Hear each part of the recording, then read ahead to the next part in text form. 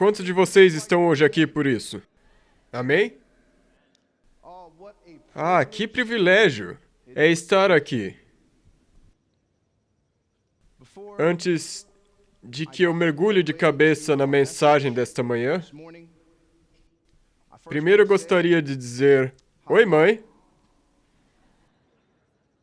Então eu queria dizer oi para os meus 4 Braxtonzinhos, Nefti, Zenan, Merari e a minha nova bebezinha Eva. Todos eles oraram por mim hoje de manhã. Antes de eu vir aqui pregar, eu disse a eles, quando papai estiver na TV, vou mandar um oi para vocês. E é claro, ao meu coração e minha melhor amiga, o meu nascer e meu pôr do sol, a minha esposa. Então, obrigado por vocês me deixarem estar aqui no GYC para servir ao meu Senhor. É um privilégio. Estou com saudade também, querida. Mas, prosseguindo. Hoje de manhã, eu intitulei a minha mensagem de Aqui está a sua igreja de volta. Aqui está a sua igreja de volta. Incline a cabeça comigo enquanto oramos. Deus poderoso, eterno Pai, nós somos tão gratos de podermos estar neste momento na sala de audiências do Altíssimo. Pai, nós não somos dignos de ouvir do nosso Criador. Mas, Senhor, nós não viemos aos teus pés para ouvir palavras de um homem, mas viemos para ouvir a palavra de Deus. Então oramos para que este homem, que não é mais do que pó diante de ti, que tu fales através dele e que tu fales a ele. Pai, que Jesus seja exaltado e Jesus seja visto, para que possamos sair desse lugar transformados, não do jeito que chegamos aqui. Pois qualquer que seja o nível com o qual nós chegamos aqui no GYC, que nós terminemos essa última reunião crendo que quando formos para casa, para a Coreia, para Nova York, para a Carolina, para a Califórnia, para o Novo México, nós tenhamos levantado. Que as pessoas nos encontrem mais alto do que o estado no qual nós chegamos aqui. Esta é a nossa oração, e confiamos que tu ajudará com que essa seja a nossa experiência. Pois fazemos essa oração de coração, no poderoso nome de Jesus. E que o povo de Deus diga, amém. Pegue sua Bíblia e vá para o livro de Josué, capítulo 1. Josué, capítulo 1. Quem achou, diga amém. Josué, capítulo 1. Já acharam? A Bíblia diz, então após a morte de Moisés, o servo do Senhor, sucedeu que o Senhor falou com quem? Com Josué, o filho de Num, ministro de Moisés, ou assistente de Moisés, dizendo, Moisés, o meu servo, está morto. Agora, portanto, levanta-te, vai sobre este Jordão, tu e todo este povo, para a terra que eu dou aos filhos de Israel. Sabem, em 30 de janeiro de 2006, a Coretta Scott King veio a falecer. Ela era a viúva do pioneiro dos direitos civis, Martin Luther King Jr. E no funeral dela, houveram políticos, líderes, pessoas com influência na comunidade, que vieram prestar o seu respeito à mulher deste grande homem. E um dos comentários que foi feito no funeral dela foi este. Eles disseram, Coretta continuou o trabalho de seu esposo, de maneira discreta, para que o mundo não morresse de tristeza por tê-lo perdido tão rápido. Ela reconheceu que tinha que ter a coragem, a despeito de 4 filhos, tendo que ajudá-las a encarar os fatos de que o pai delas morreu pelas mãos do próprio ódio. Ela tinha de ter coragem para continuar. Apesar do fato de que ela teria que lidar com todos os outros líderes, as políticas e todas as brigas por poder que entrariam no movimento, ela tinha de ter a coragem para continuar. Ela reconheceu que aquele movimento era maior do que um homem só. E esse é o momento que veio até Josué. Que Moisés, que era o seu herói, Moisés, que era o seu líder. Moisés é quem havia mudado o nome dele, de Oséias para Josué. Moisés tinha sido o seu libertador da escravidão no Egito. Moisés foi aquele que, enquanto Josué sentava-se ao pé da montanha, enquanto ela estremecia diante da glória de Deus, ele assistiu o seu mentor, o seu herói, entrar e comunicar com o próprio Criador do universo e descer com os 10 mandamentos. E Moisés tinha morrido. Veja, o que você faz quando é chamado para seguir a grandeza? É fácil para nós virmos aqui até o GYC e sermos espectadores da grandeza. Ouvimos as pessoas e dizemos, cara, Deus está realmente usando essa pessoa, Deus realmente está usando esse ministério. E o tempo inteiro, no pano de fundo, enquanto Moisés levantou as mãos e abriu o Mar Vermelho, lá estava Josué. E por todo o tempo, enquanto Moisés foi para o templo e suas orações salvaram milhares de pessoas do veneno de cobras e serpentes, lá estava Josué. E todo esse tempo ele pensava consigo mesmo, quem poderia substituir Moisés? E certamente, Moisés era o escolhido de Deus para guiar-nos para a terra prometida. Mas naquela mesma manhã, depois de 30 dias, chorando a morte deste grande homem, Deus finalmente fala com Josué. E ele diz, Josué, Moisés, o meu servo, está morto, mas o movimento não morreu. Moisés, o meu servo, está morto, mas adivinhe só, as promessas ainda esperam para serem cumpridas. Veja, este sempre foi o legado do povo de Deus. Quando Abraão morreu, Isaac estava lá, e ele tinha que saber que as promessas ainda permaneciam, mesmo Abraão tendo morrido. Alguém tinha de ter a coragem de continuar. E quando Isaac morreu na cegueira, e Jacó estava lá numa terra estrangeira, afastado dos seus únicos parentes nessa terra e do seu irmão, Jacó tinha de ter a coragem de continuar. Quando você vai até o apóstolo Paulo, e ele escreve para o jovem Timóteo, diz, veja, eu combati o bom combate. Eu guardei a fé. Mas Timóteo, isso é maior do que eu. Você deve ter a coragem para continuar. Eu sei que a perseguição é dura. Eu sei que o imperador de Roma está dificultando para vocês fazerem evangelismos, mas vocês têm que ter a coragem de continuar. Nós acreditamos que o secularismo e o pós-modernismo estão nos causando problemas? Voltemos à Roma antiga, onde era ilegal ser um cristão. Onde era ilegal fazer isso que nós estamos fazendo aqui hoje de manhã. Se mostrar era a garantia da morte certa. Não me diga que está difícil para você porque todos os seus professores universitários falam de evolução.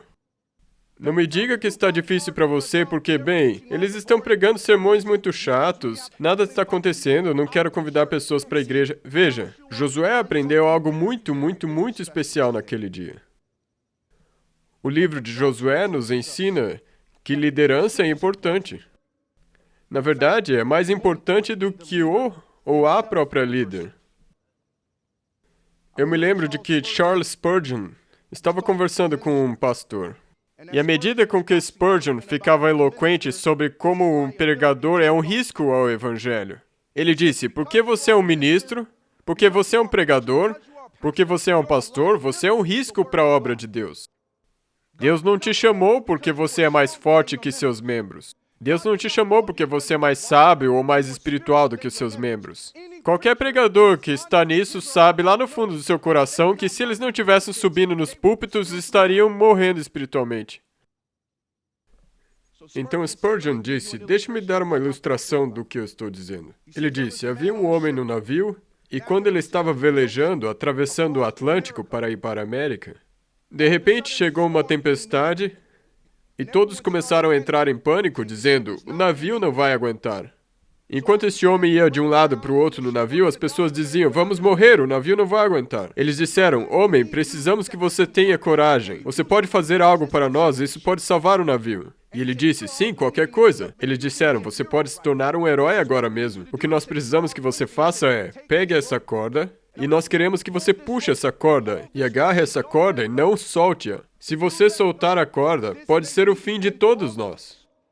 Precisamos que você agarre essa corda como se fosse sua vida. Então o homem agarrou a corda e enrolou em seu braço. E enquanto ele agarrou essa corda e não soltava ela, as pessoas faziam suas coisas no deck, debaixo dele, o capitão dava ordens. Finalmente a tempestade acalmou e o navio foi salvo.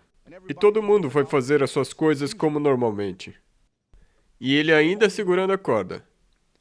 E finalmente ele pensou, cara, já está fazendo sol aqui, ninguém veio até mim falar para soltar a corda. Até que ele solta a corda e vai para o alojamento do capitão. E ele disse, capitão, sabe, eu estou andando por aí, eu estava segurando a corda, e sabe, o navio foi salvo, como que ninguém veio me agradecer? E o capitão disse, do que você está falando? Bem, eles disseram que eu segurasse a corda e isso salvaria o navio. Ele disse, irmão, nós te dissemos para segurar a corda para que você pudesse ficar fora do caminho para que nós pudéssemos salvar o navio. E esse é o chamado para a pregação. Deus precisa te esconder na obra para que você não venha e atrapalhe as coisas. Em outras palavras, Deus não precisa de nós. Deus poderia terminar a pregação do Evangelho com uma palavra só. E Ele nos chama a pregar como um privilégio para nós mesmos. Nós devemos tomar a obra que Jesus iniciou para que o mundo não morra de tristeza por tê-lo perdido tão rapidamente. Mais do que qualquer outra coisa, o mundo precisa de uma revelação de Jesus Cristo. Não um discurso, não um vídeo no YouTube, não um post no Facebook, não um Snapchat. O mundo precisa de uma revelação de Jesus, através de você. Então Josué é chamado a subir neste mesmo momento. Sabe, a palavra erguer-se é como um belo termo clínico. Precisamos nos erguer, soa bonito. Mas quando eu comecei a procurar os sinônimos disso, sabe, eu sou o tipo de pessoa que, quando eu estava crescendo, as pessoas diziam, Sebastian, você precisa entrar em contato com o seu lado feminino um pouco mais. Sabe, ternura, compaixão, sabe, sorrir nas fotos de vez em quando. E eu dizia, bem, se é uma virtude contatar o lado feminino, então tem que ser uma virtude também, às vezes, contatar o seu lado masculino. E eu acredito que de tantas maneiras diferentes, quando nós levamos a mensagem adiante, nós neutralizamos a mensagem, indo somente em direção ao bom Jesus terno, compassivo, que morreu por nós, como se Jesus tivesse morrido na cruz como um covarde. Ninguém nunca passou pelo que foi o Getsemane. E ninguém nunca teve a coragem de dizer, sabe de uma coisa? Eu vou desistir da minha salvação por uma outra pessoa. Sabe, em algum ponto na linha do tempo, sabe, enquanto Josué estava prosseguindo em sua mente, ele teve que reconhecer que, adivinha o que, Josué? Chegou a hora de você ser o próximo. Então, ao invés de dizer se levantar, por que você não diz a frase tomar uma atitude? Não venha dizer para mim todos os problemas da tua igreja. É hora de você tomar uma atitude. Não venha me dizer, minha associação é isso, minha associação é aquilo. É hora de você tomar uma atitude. Meu grupo de jovens, sabe, eles não estão fazendo muita missão e evangelismo. Então vá por si mesmo e tome uma atitude. Sabe, é interessante que todo mundo quer a recompensa, mas ninguém quer carregar a cruz. Todo mundo quer os resultados, subir aqui no palco no DYC e dizer, olhem quantas almas conseguimos. Você vá chorando enquanto semeia, para que você possa colher com júbilo. E é por isso que ninguém gosta da comportagem. Porque é difícil. Não é coisa para meninos. Mas sim para pessoas que realmente amam almas. Alguém me perguntou e disse, Sebastian, sabe, o que te fez ir de porta em porta por 10 anos? E eu disse, sabe, para falar a verdade, nem eu sei porque eu fiz isso por 10 anos. Mas eu disse, quando eu olho para trás, para esses anos de serviço, em ir de porta em porta, eu reconheço o que ir de porta em porta produziu em mim. Quando está 38 graus, umidade 100%, sem sombra, e nada além da rejeição, e você senta e pensa, o que eu estou fazendo aqui? E em algumas casas, eles dizem, irmão, você tem dinheiro nessa pasta? Você não deveria estar nesse bairro. E você ainda de porta em porta. Quando você chega, o cachorro de alguém começa a correr, e você pensa, esse cachorro não está preso. E eu costumava dizer às pessoas, eu não tenho medo do que o cachorro pode fazer comigo, eu tenho medo do que eu posso fazer com o cachorro delas. Eu me lembro de agarrar a mão de uma jovem, e ela estava aprendendo a ir de porta em porta e o cachorro vinha correndo. E ele tinha um olho que era pelo menos uns 5 centímetros mais baixo do que o outro olho.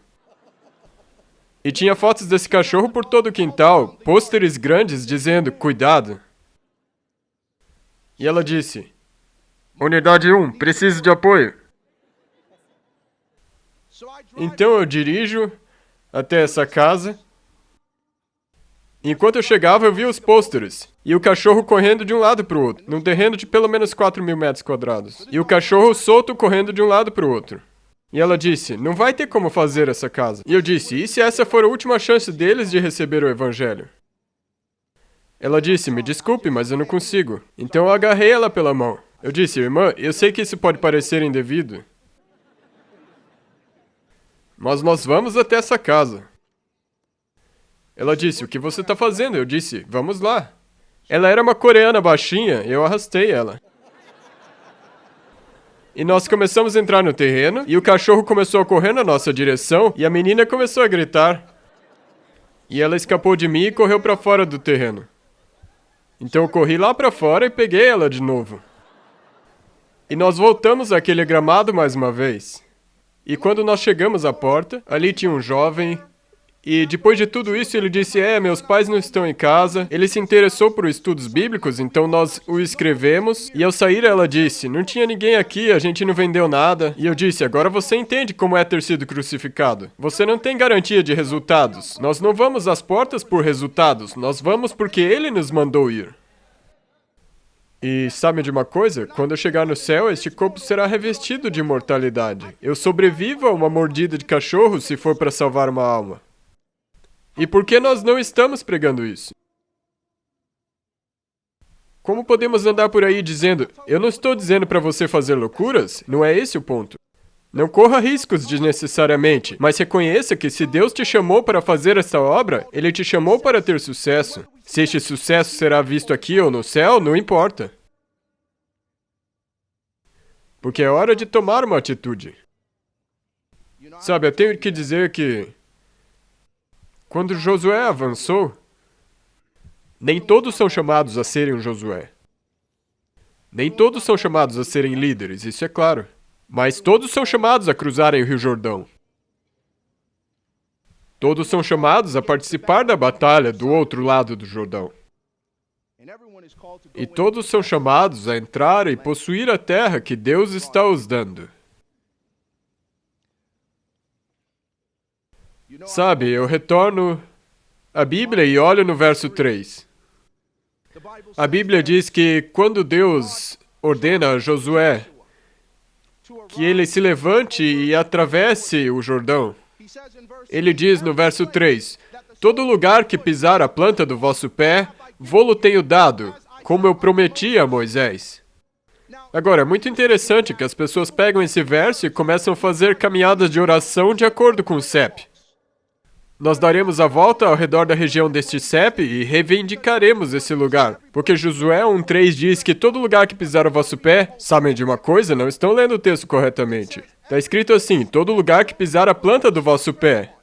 E o verso 4 diz, desde o deserto e o Líbano, até o grande rio, o rio Eufrates, toda a terra dos heteus e até o mar grande para o poente do sol será o vosso limite.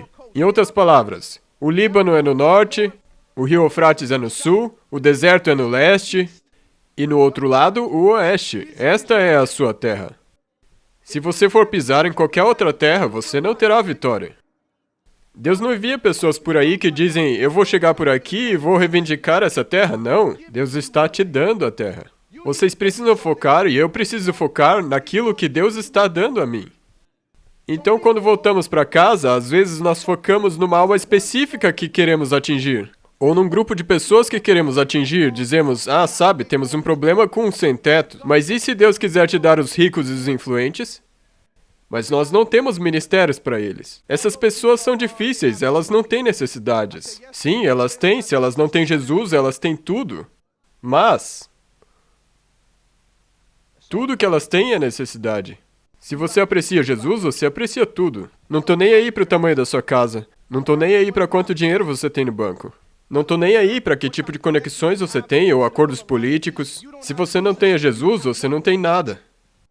E até que nós passemos a acreditar que não importa a cor do terno que você está usando, quanto dinheiro ele tem ou que carro ele dirige ou ela dirige. Você conhece o Senhor ou não? Se você não conhece, então você tem uma necessidade. Eis aí o ministério. Josué avança e Deus diz: esta é a terra e o território que eu darei a você. E ele estabelece as fronteiras. Então no verso 5, ele diz a ele, em Josué capítulo 1, ninguém te poderá resistir todos os dias da tua o quê? Da tua vida. Como fui com Moisés, assim serei contigo. E Deus diz, eu não te deixarei, nem te desampararei. Sabe, o engraçado é que Deus disse a mesma coisa a Moisés em Deuteronômio 7, 24.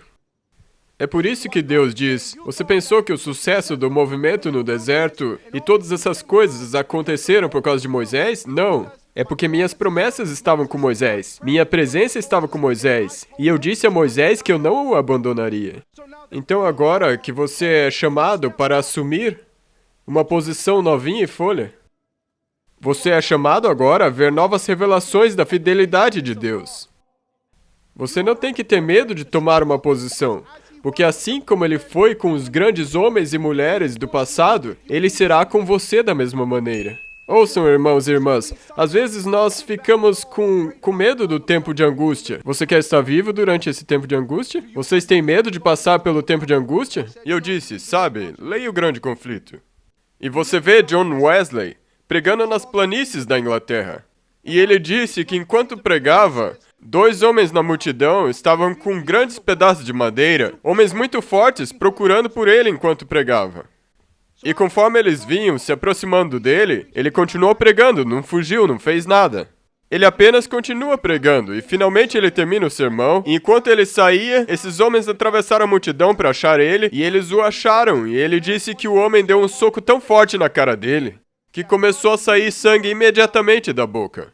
Simplesmente jorrando. Mas ele disse, eu senti como se alguém tivesse me batido com um pedaço de palha. E ele simplesmente saiu andando. E você aí com medo do tempo de angústia. Pois assim como eu fui com John Wesley, também serei eu contigo. Se você aprender a tomar uma posição. Estas promessas não se aplicam a você se você não se erguer. O sucesso e a vitória não se aplicam a você se você não se erguer. Se você não tomar uma atitude. Se você deixar essa conferência e voltar para sua agenda pré-estabelecida, você não receberá essas promessas. Você não verá os testemunhos que você viu neste palco na sua própria vida. O Espírito de Deus não está restrito pela geografia. Ele não está restrito tipo, o pastor Finley não está nesta área. Nós não temos grandes pregadores na nossa área e isso não importa. Estes homens, essas mulheres pregavam porque o Espírito os usou. Não havia nada neles em si. Então este chamado para se levantar não é apenas uma coisinha legal para falar por estes 5 dias. O conceito do levantar-se é nos chamar para uma maior dedicação e serviço a Deus quando nós formos embora. O GYC não é uma conclusão do ano, e sim a inauguração do próximo. É por aqui que nós precisamos levar o movimento. E agora nós já existimos por mais de uma década. Ano após ano, seminário após seminário, e as pessoas dizem, bem, sabe, o GYC poderia fazer isso, o GYC poderia fazer aquilo, o GYC tem isso. Este não é o reino do céu. Esta é uma conferência de 5 dias que Deus usa para nos inspirar, mas ela tem que nos deixar ir e dizer, se o GYC não tem isso, então eu vou fundar. Você não precisa de um logotipo para fazer algo oficial de Deus. Mas nas nossas mentes, se não está sob o GYC, então acho que não vai rolar. Oh, espera. O Maurice disse, fique ligado. E eu espero ouvir do Maurice. Eu esperarei para ver o bloco do GYC. Ou nós podemos ir para casa e tomar uma atitude.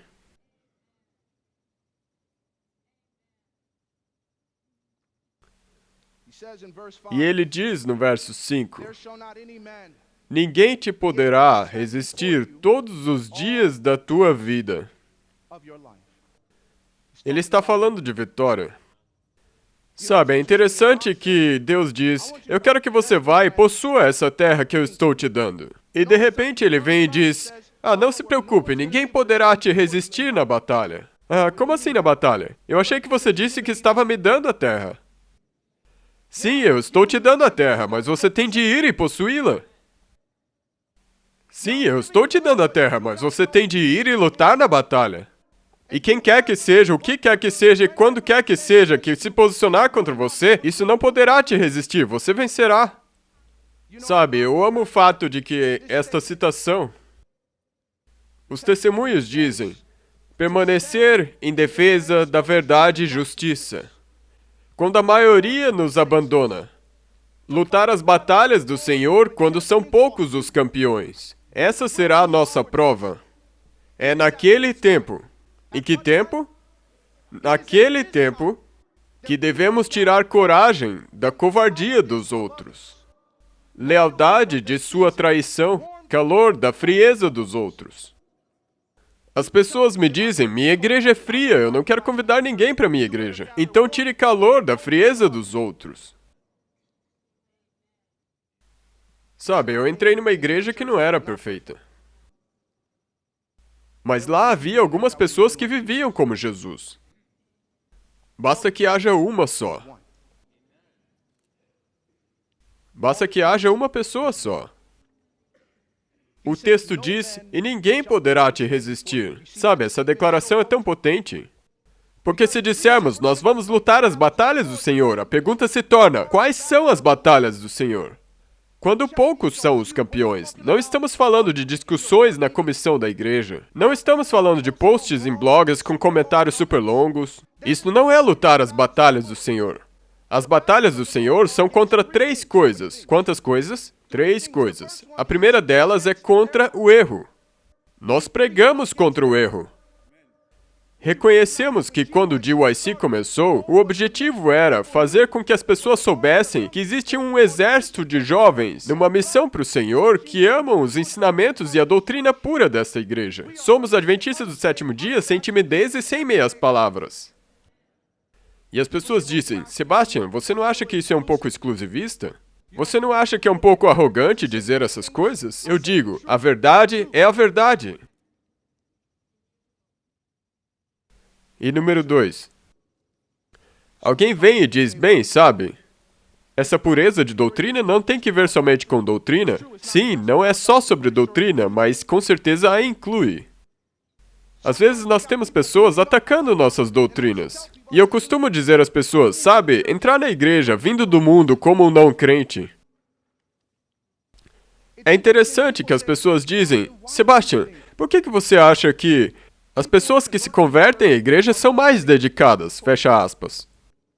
São mais dedicadas do que as pessoas criadas na igreja, as outras não têm aquele fogo. E eu digo, sabe por quê?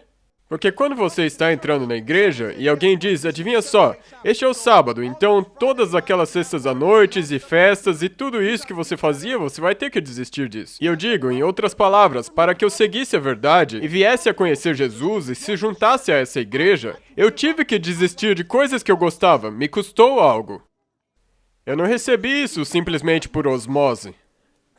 Eu estou acostumado a cantar essas músicas, eu conheço o negócio. Nós sempre guardamos o sábado, é assim que a vida é. Isso é exatamente o que acontece quando pegamos pessoas que foram criadas na igreja e não pedimos que eles prestem contas.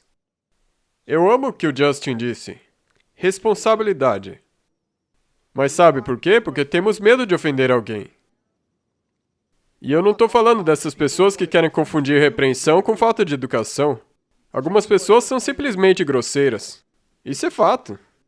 Ah, irmão, então eles acham que se orarem com você e sabe, disser, ei, irmão, posso falar com você por um momento? Eu vou orar com você. Contanto que eu esteja citando o Espírito de Profecia e a Bíblia, não importa o que eu disser para você e como eu disser para você. Isso não é verdade. Você está apenas querendo disfarçar o fato de que você é uma pessoa crítica, quando você precisa do Senhor em seu coração. Anda por aí acusando os irmãos, fazendo a obra do diabo no lugar dele. E tudo sobre o disfarce de eu sou mais espiritual, mais santo do que tu és. Você não está se levantando porque a sua luz chegou, você está andando à sua própria luz.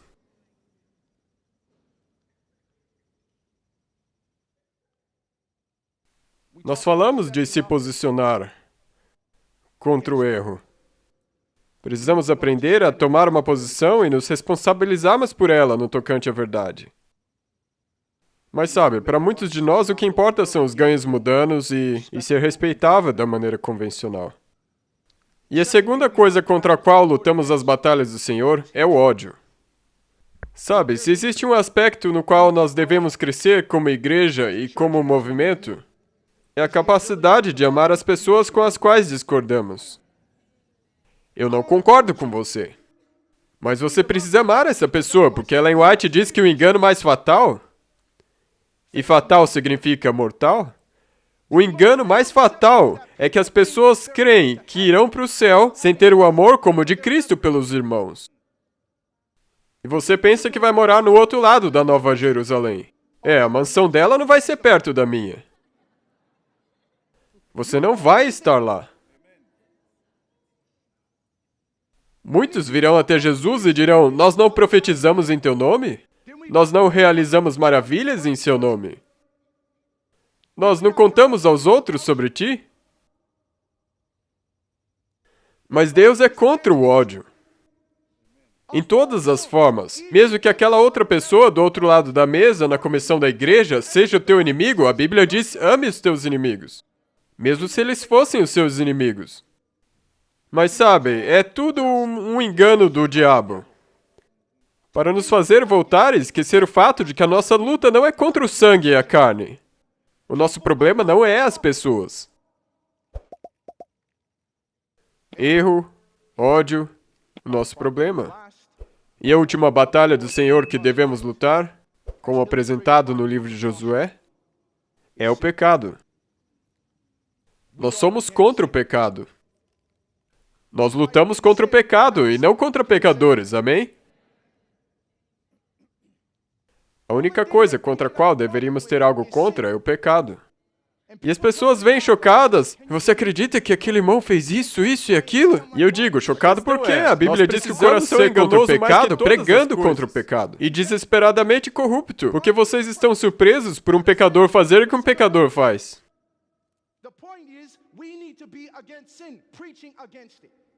Como sempre nos dizem que a maior necessidade do mundo é a necessidade de quê? Homens. Homens que fazem o quê? Homens que chamem o pecado pelo seu exato nome. Não que fiquem o justificando. Você chega a algumas pessoas e elas dizem, sabe, Deus conhece meu coração. Sim, Ele conhece, você é capenga. Ele conhece, sim. Mas a gente vem e quer justificar e diz, sabe, é errado mesmo fazer sexo oral. É errado mesmo ficar beijando e se amassando, você não está fazendo sexo. Sério, quão perto do limite você quer chegar? Você estaria disposto a apostar sua salvação nisso? E descobrir no dia do julgamento que você estava errado? Porque nós não temos a humildade de admitir o fato que eu tenho um problema com libidinagem e eu preciso ir a Jesus. Porque o Evangelho é capaz de vencer toda a tendência para o mal. Não somente aquelas que nós queremos deixar porque nos envergonham, mas também aquelas que nós gostamos de fazer. Mas esses não são os pecados que queremos repreender, porque as batalhas do Senhor, quando poucos são os campeões. Pessoas dizem que eu sou contra o pecado, em todas as suas formas.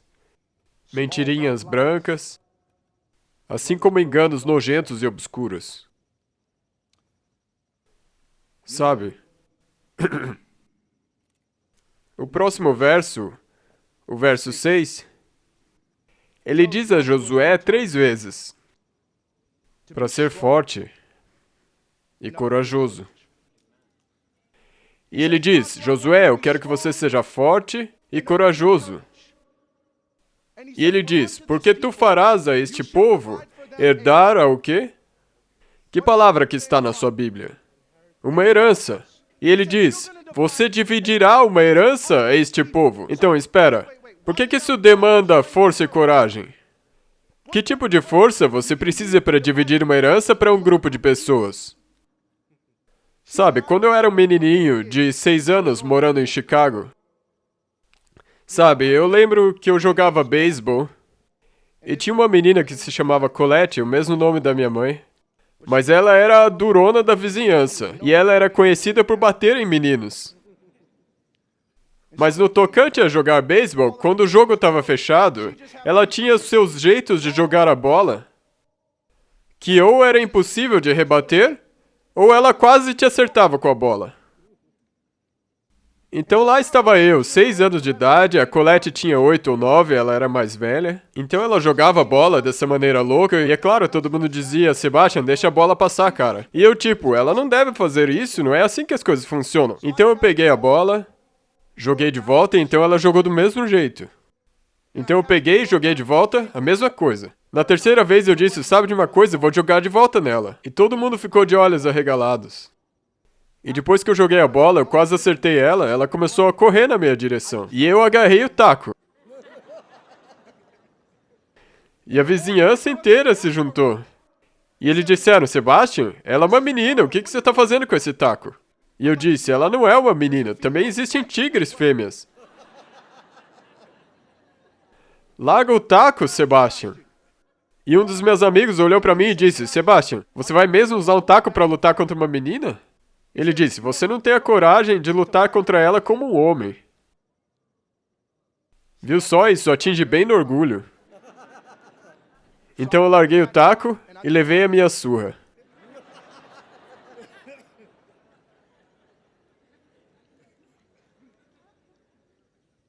E depois que eu levei a minha surra, entrei para casa chorando. O que aconteceu? Sabe, a gente não fala dessas coisas. Mas sabe, ela nunca mais jogou a bola daquele jeito de novo. Sabe, irmãos e irmãs, às vezes nós temos que reconhecer que quando nós temos a coragem de fazer a coisa certa, às vezes nós não venceremos. Às vezes nós fazemos tudo certo e ainda perdemos. E muitos de nós ficamos desanimados quando fazemos tudo certo e os resultados não vêm, como se Deus fosse uma lâmpada mágica. Olha, Senhor, eu cumpri isso, então você tem que fazer isso. Não, ele não tem. José foi fiel a Potifar e a Deus e acabou na prisão. Jesus viveu uma vida perfeita. Eles o crucificaram. Paulo pregou a verdade e até se humilhou a pedido de seus irmãos e acabou na prisão o resto da vida dele. Irmãos e irmãs, nós temos que vir a aceitar que a coragem não é a ausência de medo, não é a presunção. Não é simplesmente ir em direção a algo cegamente, sem pensar, sem planos. Coragem é dizer, sim, eu tenho medo, mas mesmo assim eu irei. Eu não sou o melhor pregador, mas mesmo assim eu irei. Isso é coragem. Coragem é dizer, eu vou voltar para casa e eles dirão, ei, espera aí, você não era o menino que antes de ir pro GYC estava nas festas e namorando essa e aquela menina, e agora você volta todo espiritual, achando que precisamos ter um estudo bíblico? Por favor, vá embora. Você precisa ter a coragem de continuar de qualquer jeito e dizer, sim, eu era esse cara. Sim, eu fazia essas coisas, mas sabe de uma coisa? Eu fui pro GYC e Jesus me encontrou. Jesus me transformou. E agora eu estou pronto para tomar uma atitude. Temos que ter coragem. Ele diz a Josué 3 vezes. E sabe de uma coisa? Se uma menininha viesse até mim e dissesse, sabe, irmão Sebastian, eu ouvi sua pregação no domingo de manhã, seja forte, seja corajoso. E eu diria tipo, que bonitinha. Mas se um fuzileiro naval viesse até mim e dissesse, Sebastian, você precisa ser forte e corajoso. Eu estaria tipo, esse cara é um fuzileiro naval e está me dizendo para ter coragem? Isso significa que tem um perigo sério me esperando por aí. E quão mais seria quando Deus, que não tem medo de nada, vem a você e diz, você precisa ser forte e corajoso. Porque haverão batalhas que você terá que lutar que você não terá certeza que poderá vencer. Haverão perigos à sua espreita quando você entrar naquela terra para lutar as batalhas do Senhor. E não haverá diferença, amado, quando deixarmos esse lugar. O diabo está esperando do lado de fora das portas desse centro de convenções. Assim que você entrar no avião, no ônibus ou no carro, assim que você chegar em casa, o diabo está esperando por você. E Deus diz, adivinhe só, eu estou te ordenando, levante-se, tome uma atitude, atravesse este Jordão, termine esta obra, mas existem perigos esperando por você do outro lado. E o meu pregador preferido costumava dizer, quando você dá a sua vida a Jesus e você quer fazer a coisa certa, o que você espera que o diabo faça? Te dê um tapinha nas costas e te deseje boa sorte? Valeu, cara, você escolheu Jesus? Bom trabalho. Viva bem. Não, assim que você tomou a decisão nessa conferência, quando você veio para o apelo, quando você veio e disse, sabe, eu vou fazer algo por Deus, eu vou para uma viagem missionária, eu vou para o Oriente Médio, eu vou para esse projeto missionário. Assim que você decidiu a fazer isso, você foi colocado na mira do diabo. E por favor, creia, sua vida pode ir mal quando você for embora deste lugar. E as pessoas voltam e dizem, talvez Deus não queria que eu fizesse isso. E é exatamente o contrário. É porque estamos fazendo a coisa certa que o diabo estará lá para tentar nos desanimar. Ele vai contestar cada centímetro. Cada o quê? Cada centímetro de território que nós nos aproximamos da Canaã celestial. Cada centímetro. O diabo não somente se contenta em fazer você pecar, ele também se contenta em tornar difícil para que você acorde para estudar a Bíblia. Fazer com que você tenha dificuldades para querer orar. Eu gosto que estejamos se reunindo na sala de oração. A questão é, quantos de nós estaremos na sala de oração quando retornarmos para casa? A minha parte favorita do GYC é evangelismo público. Que evangelismo você está fazendo onde você mora? Existem casas aqui em Phoenix e existem casas na sua vizinhança. Não tem nenhuma diferença entre elas. A única diferença é se você decidiu tomar uma atitude. Tomar atitude junto com um grupo é fácil. Tomar atitude quando você está sozinho não é. Isso demanda coragem. Sabe, eu acredito que tem muita atitude que nós devemos ainda tomar. Sabe, se você é um pregador, tomar uma atitude significa que, sabe, eu tenho que assegurar que meus sermões são biblicamente corretos e não politicamente corretos. Eu preciso montar o púlpito como o poderoso proclamador da verdade que Deus me chamou a ser, quando eu entrei para o ministério. Eu tenho que me assegurar que a mensagem é o objetivo e não a massagem no meu ego. Eu tenho que me assegurar que eu me preocupo quando Deus me convidar a prestar contas sobre o meu sermão, mais do que se as pessoas me convidarão de novo. Todo mundo quer ser popular, ninguém quer ser um Jeremias. Ninguém quer dizer as coisas incômodas, mas são esses sermões que mudam as vidas. Mas sabe, como membros também podemos tomar uma atitude. Sabe, parando de reclamar sobre sermões chatos e pregando um, que seja empolgante. Parando de se preocupar sobre minha igreja é uma igreja morta e começando um grupo de estudo da Bíblia e oração para reavivá-la. Parando de se preocupar com o que acontece na eleição da Conferência Geral enquanto você nem aparece na reunião da comissão da igreja. E provavelmente nem sabe o que significa uma Assembleia Geral Ordinária. Esperamos constantemente pelo próximo evento como se fosse cocaína. Quando que eu vou conseguir minha dose espiritual?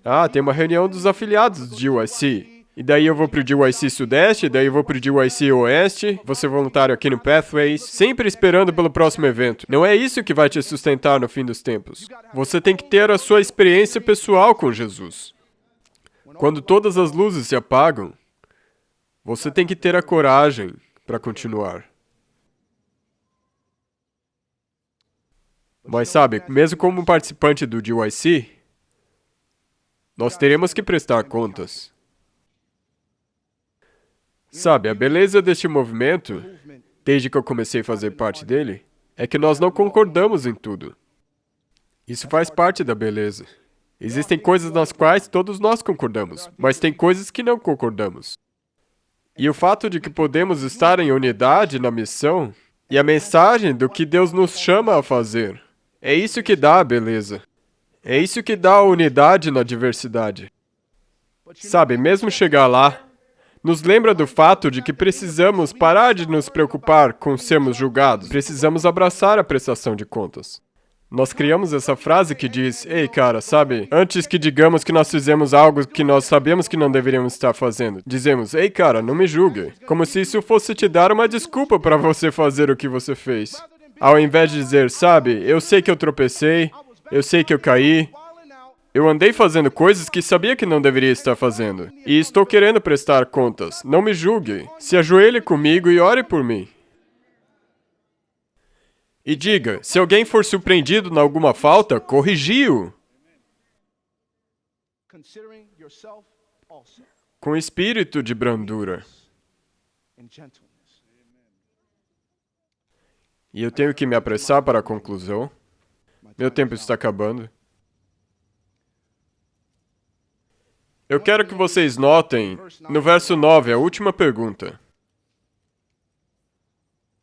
A única pergunta que Deus fez a Josué quando ordenou ele. Ele diz, Josué, não te mandei eu ser forte e corajoso. Sabe, eu me lembro que no exército, eles tinham esse conceito chamado de a intenção do comandante. A intenção do comandante. O propósito desse conceito é dizer que a maioria dos planos militares, e eles são longos, quando você vê uma instrução militar, ela tem 40 páginas. Com tudo que você pode pensar, qualquer das possíveis emergências, eles dizem, aqui está o plano. Mas a primeira coisa que eles aprendem é que os planos se tornam obsoletos a partir do momento que você entra em contato com o inimigo. Você traça todos esses planos e quando você sai, você pensa, isso não vai funcionar. Então eles pensam, o que faremos? Esses soldados estão lá fora, nós mandamos que eles avançassem, mostramos qual era a missão, mas o passo a passo, as instruções detalhadas não funcionam, porque eles chegam no passo 5 e pensam, pera, o que vamos fazer? Não está aqui, não funciona. Então, nos anos 90, eles surgiram com um conceito chamado de a intenção do comandante. E o propósito dessa intenção do comandante é que quando você tem a instrução militar, no começo de tudo, está em linguagem muito clara descrito o objetivo central da missão. E vai estar escrito algo como neutralizar o inimigo em tal cidade. Essa é a intenção. Então, quando você está lá fora e você está seguindo os planos e as pessoas dizem, ei, isso não está funcionando, nós aprendemos a improvisar. Porque nós lembramos qual que era a intenção do comandante. Então, em mesmo sentido, quando vamos ao GYC, sim, podemos te dar apostilas e instruções detalhadas sobre como começar um grupo de estudo da Bíblia. Mas daí você começa e adivinha o quê? Os planos falham imediatamente. Ah, não dá para fazer isso, isso não está funcionando. Sabe de uma coisa? Nós precisamos nos lembrar da intenção do comandante. O objetivo é sair desse lugar para se levantar, tomar uma atitude e atravessar esse Jordão para finalizar esta obra. Então, se isso quer dizer que o passo a passo não vai funcionar, então que seja. Eu tenho que improvisar e ir por um caminho diferente. Então, quando alguém diz, aqui estão as instruções de passo a passo de como começar um grupo de estudo da Bíblia, não está funcionando para mim. E você dirá, bem, mas a intenção é começar um grupo de pessoas que orarão e estudarão a Bíblia. Então, se eu tiver que fazer isso em casa, se eu tiver que fazer no parque, se eu tiver que fazer numa livraria, é para lá que eu vou. Porque eu conheço a intenção do comandante.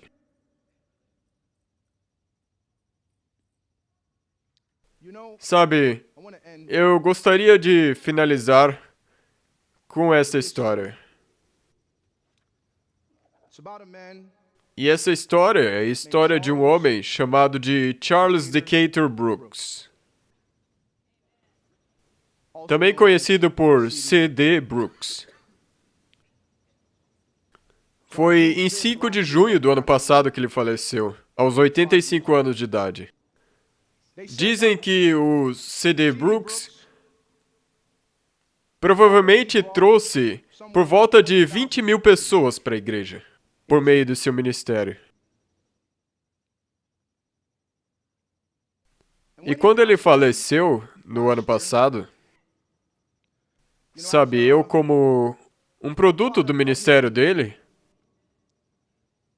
influenciado pelo fato de que ele estava disposto a pregar a mensagem com força e garra, e sem medo do que as pessoas pensariam.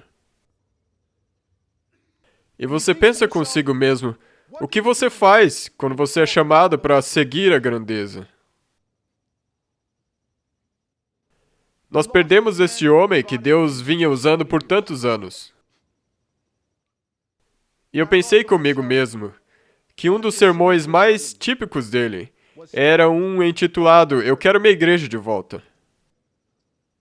A igreja estava indo meio mal, como ele disse em seu sermão, jogando golfe no sábado, fazendo piquenique, indo no cinema.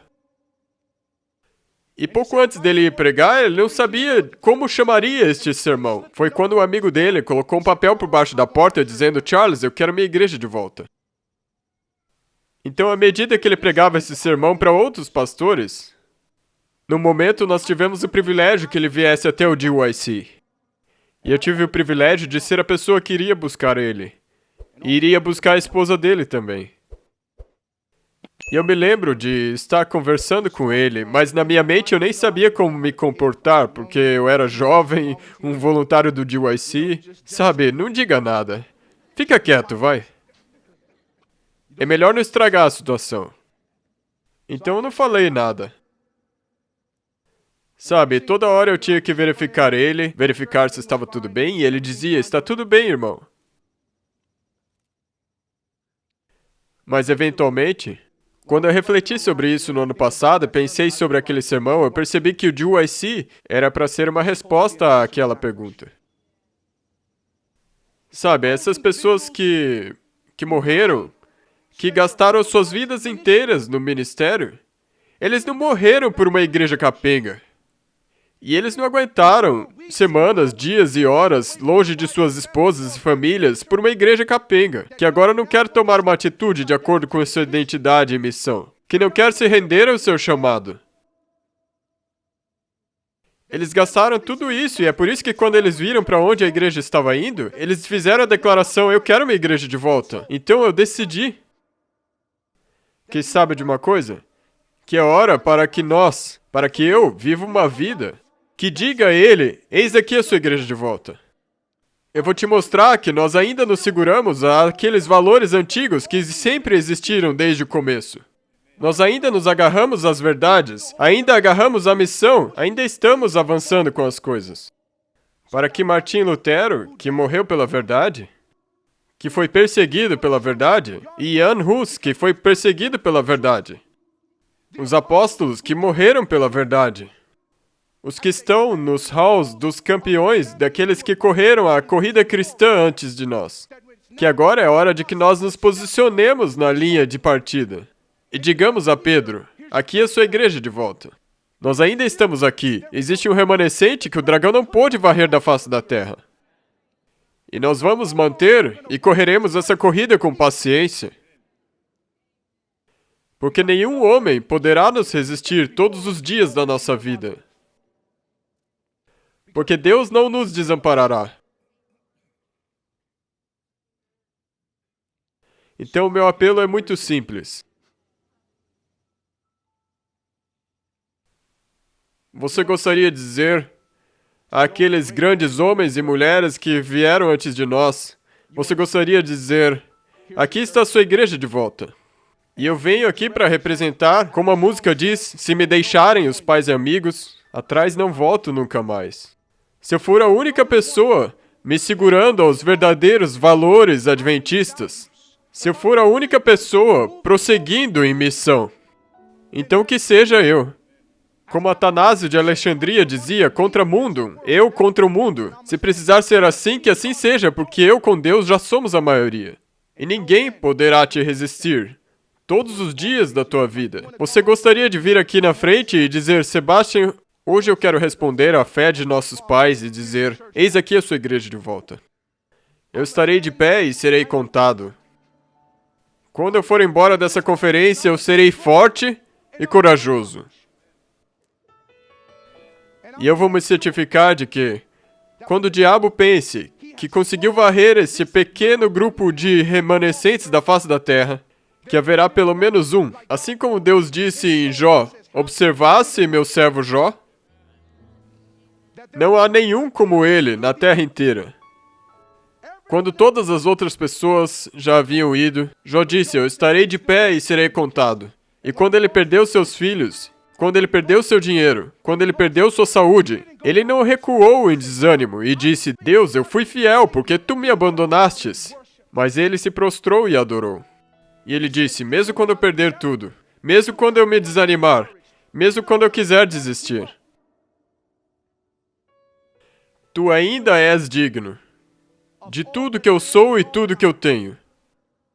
Eu ainda estarei de pé e serei contado. Mesmo quando a sua esposa veio e disse, amaldiçoe a Deus e morra. Eu ainda estarei de pé e serei contado. Você quer frustrar o diabo? Você tem que aprender a se levantar e tomar uma atitude. Seja forte e corajoso. Porque quando fomos embora dessa conferência, e eu já estou nesse movimento há um bom tempo, eu conheço as lutas que você enfrenta, porque eu aconselhei a muitos de vocês. Eu conheço as perdas que vocês tiveram.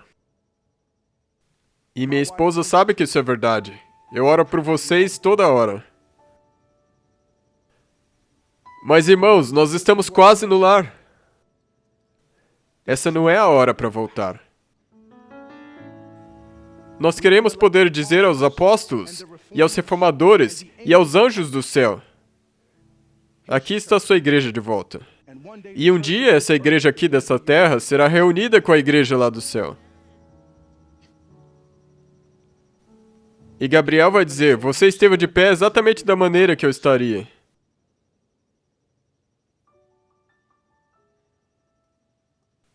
Porque você foi forte e corajoso.